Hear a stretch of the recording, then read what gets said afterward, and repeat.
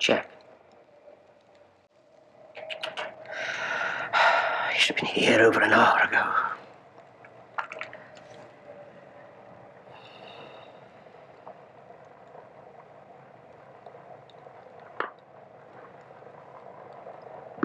Mate.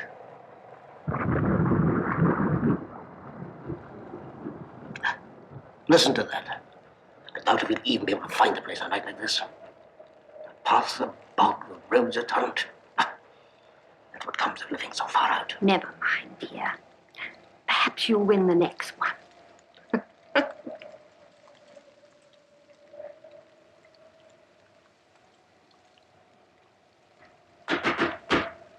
That'll be him. I'll get him.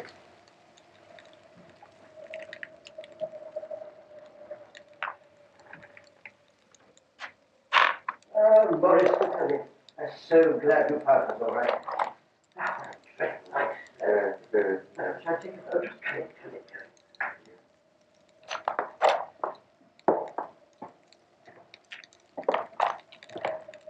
Here we are.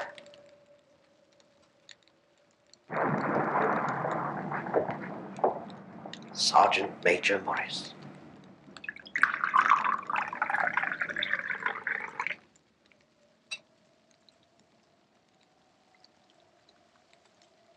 When he went away, he was a slip of a youth in the warehouse. Now look at him. You don't look to have taken much harm. Where were you stationed, Sergeant Major? Lhasa. Madras in the south. A couple of years with the garrison at Kabul.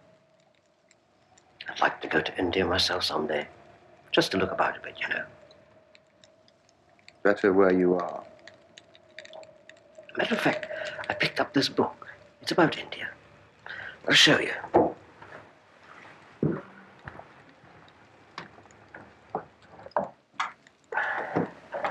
Got some good illustrations. Some colored ones as well. Now, let's see. Whereabouts are we? Oh, here we are. The land of supreme marvels. There. Have a look through that, Boris. Bring back some old memories, eh?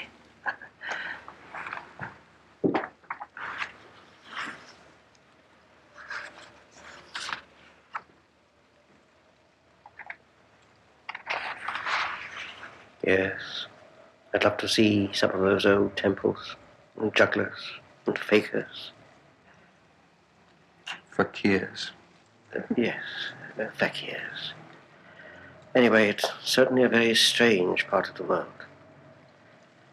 What was that you were telling me the other day about a monkey's paw or something? Oh. It's nothing worth hearing. Monkey's paw? What's that? Well, it's just a bit of what you might call magic, perhaps. Oh, good Lord. To look at. It's just an ordinary little paw, dragged to a mummy. And what's so special about it? He had a spell put on it by an old fakir, a very holy man. He wanted to show that fate ruled people's lives, that those who interfered with it did so to their sorrow. He put a spell on it so that 3 separate men could each have 3 wishes from it. Why don't you have 3, sir? I have. Did you really have 3 wishes granted? I did. And has anybody else wished?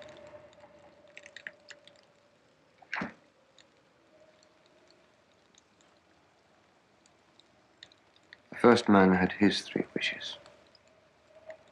I don't know what the first 2 were. The third was for death. That's how I got the paw.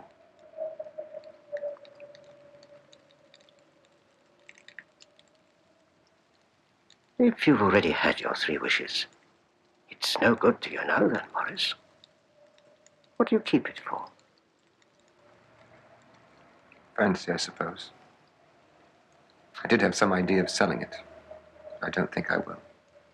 It has caused enough mischief already.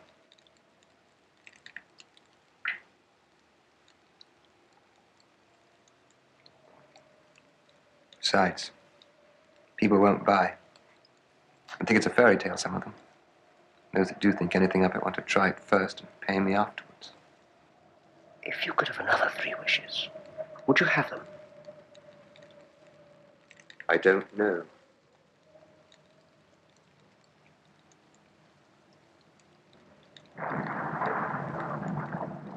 How'd you do it then, Morris?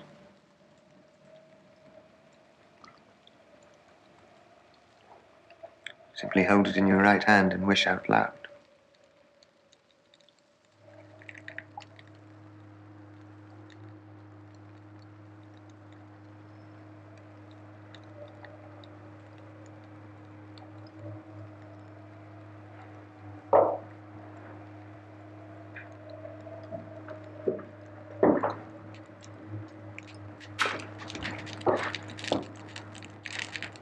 I shall let it burn. If you don't want it, Morris, let me have it. Pitch it on the fire again like a sensible man.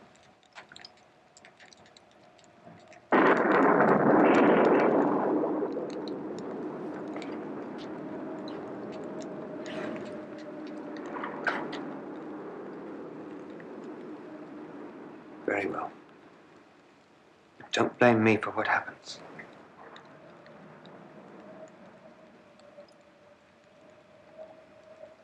If you don't mind, I'll have to be going. Otherwise, I'll miss that train. I'll get your coat.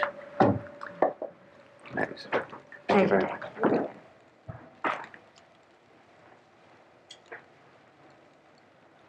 Good night, Major. Good night. Thank you again.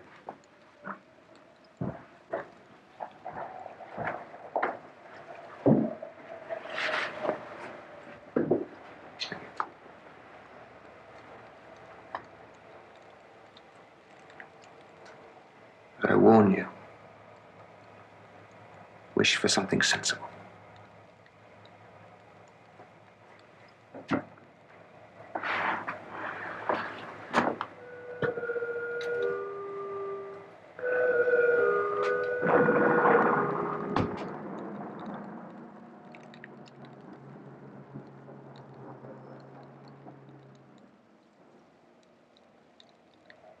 I don't know what to wish for, and that's a fact. Seems to me I've got all I want. It all sounds like the Arabian Nights to me. Well, why not wish for some money? Say, £200. Oh, very well. I wish for £200.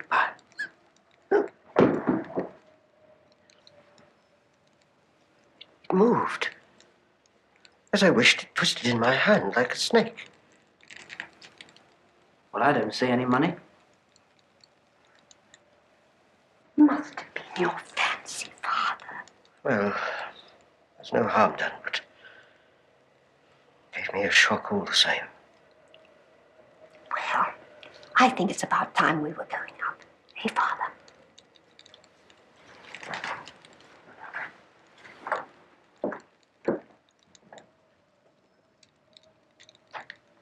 I expect you'll find the cash tied up in a big bag in the middle of your bed.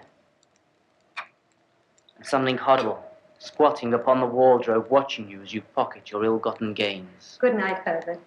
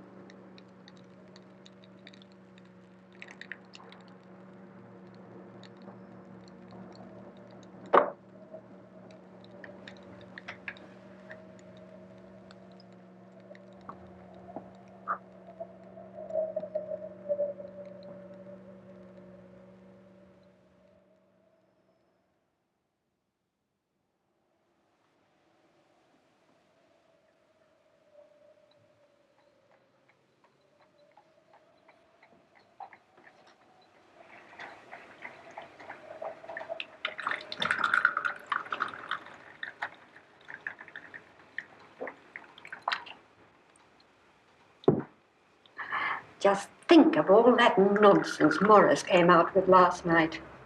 Herbert and I had a hard time trying to restrain our laughter. If you hadn't, Morris would have felt a right fool. I suppose all old soldiers are the same. Arabian Nights nonsense. I mean, how could wishes be granted in this day and age? And if they could, how could £200 hurt you, Father? Might drop on his head from the sky. Only one letter today. Doesn't look as though it contains £200. Might be a cheque, though. Morris said things happen so naturally that you might, if you so wished, attribute it to coincidence. Well, don't break into the money before I get back. I'm afraid it'll turn you into a mean, avaricious man. And we shall have to disown you. Bye.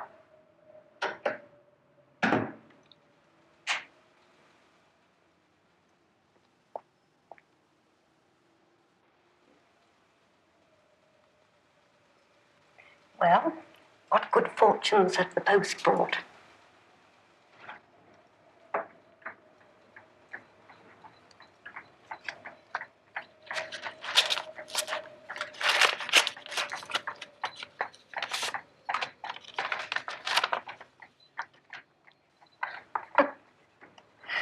It's the tailor's bill for your suit. 18 shillings and threepence.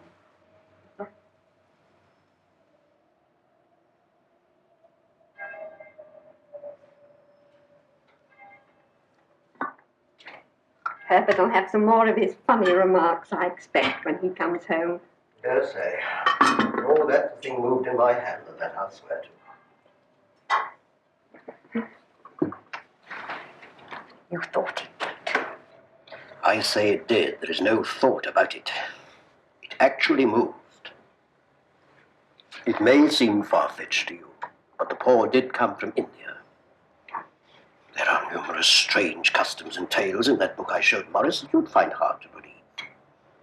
An Indian, for instance, would not dare kick a cow to make it move because they believe that the animal possesses some sort of divine power, which makes them sacred. Naturally, their gods punish. What's the matter?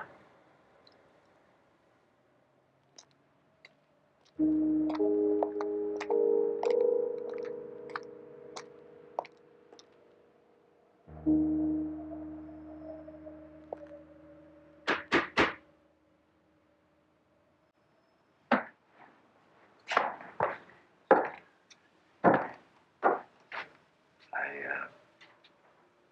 was asked to call. I come from Maura Meggins. Is anything the matter? Has anything happened to her? What is it? There, Mother. Sit down and don't jump to conclusions. I'm sure you haven't brought bad news, sir. I'm sorry.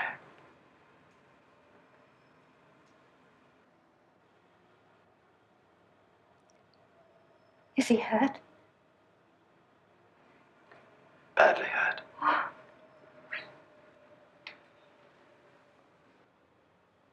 But he's not in any pain. Thank God. Thank God for that. He was caught in the machinery. Caught in the machinery?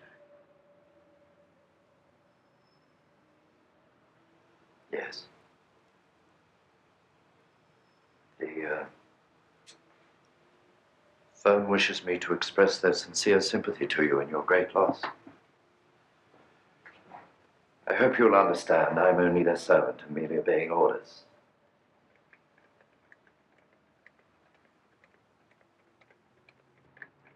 I'm to say that Moore and Meggins disclaim all responsibility. They admit no liability whatsoever. But in consideration of your son's services, they wish me to present you with a certain sum as compensation.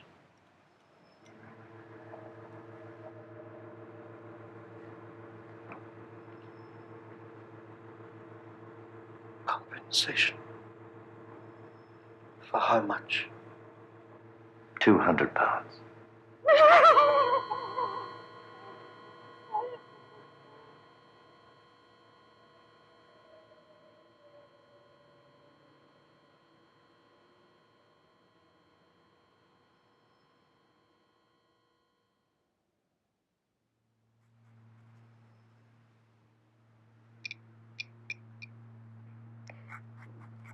Father has gone out again today. He's finding it hard. I cannot any longer predict what he will do or when he will be back. It does not seem like 12 days since the burial. I wish I could not remember it so well. I never saw my son. Perhaps I could not have brought myself to look at him anyway.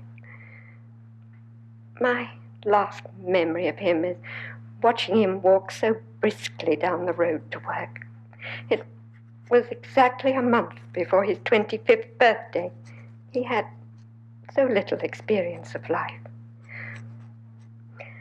Today I found myself setting the table for 3. So silly. And once I nearly called him to come downstairs. The Reverend told me that he had rarely seen so many people paying their respects. He was always popular at the factory. Everybody liked him. Even Mr. Meggins came to the funeral, and he sent the largest and most beautiful wreath. It will be 3 months before we can place a stone at the head of the grave. Mr. Morton tells us that it will take that time for the earth to settle and harden. It saddens me to have to renew the flowers on a mound of earth.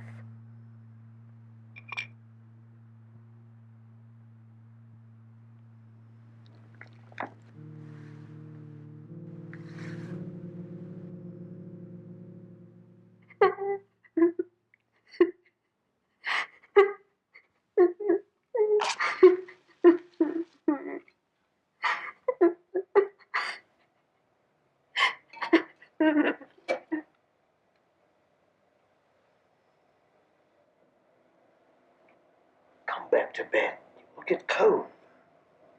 It's colder for my son.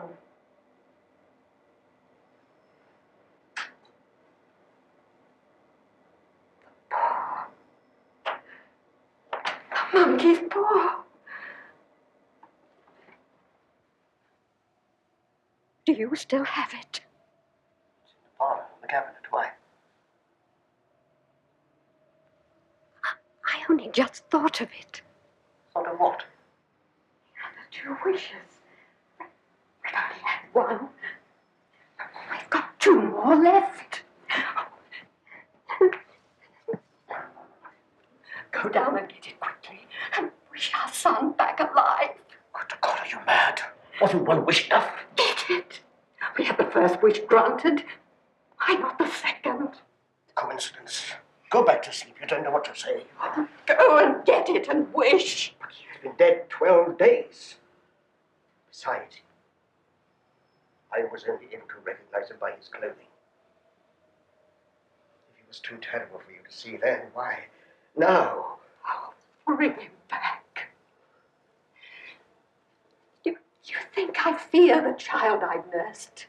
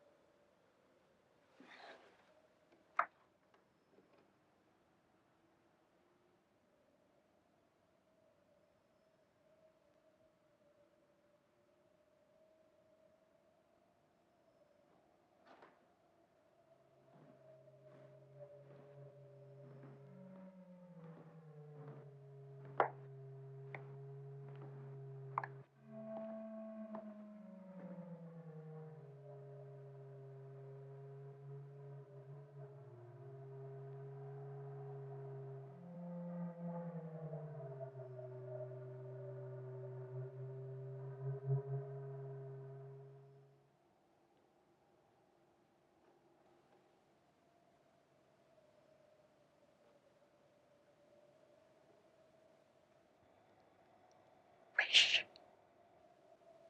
It is foolish and wicked. Wish.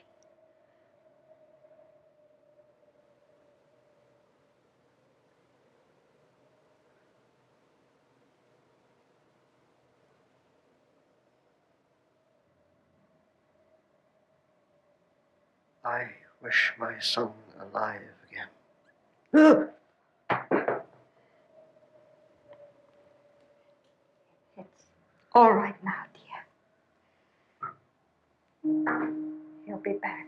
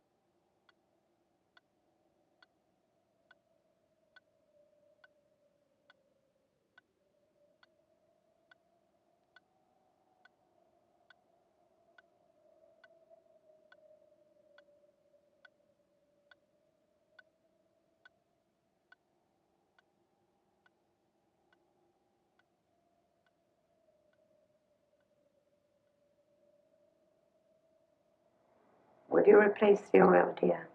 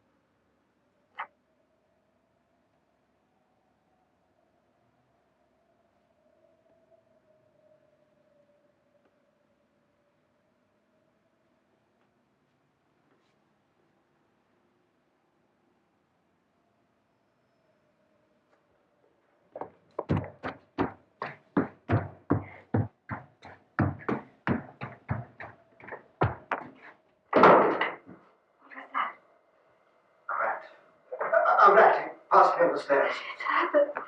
It's Herbert. you do? Oh, my boy, it's Herbert. I forgot. It's 2 miles away, the cemetery. What are you holding me for? Let go, I must see him. For God's sake, don't let it in. You're afraid of your own son. Come here. It's all right, Herbert. All right, Herbert.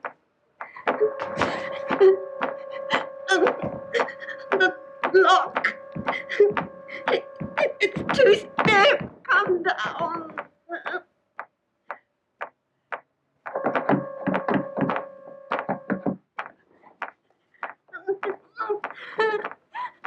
The lock.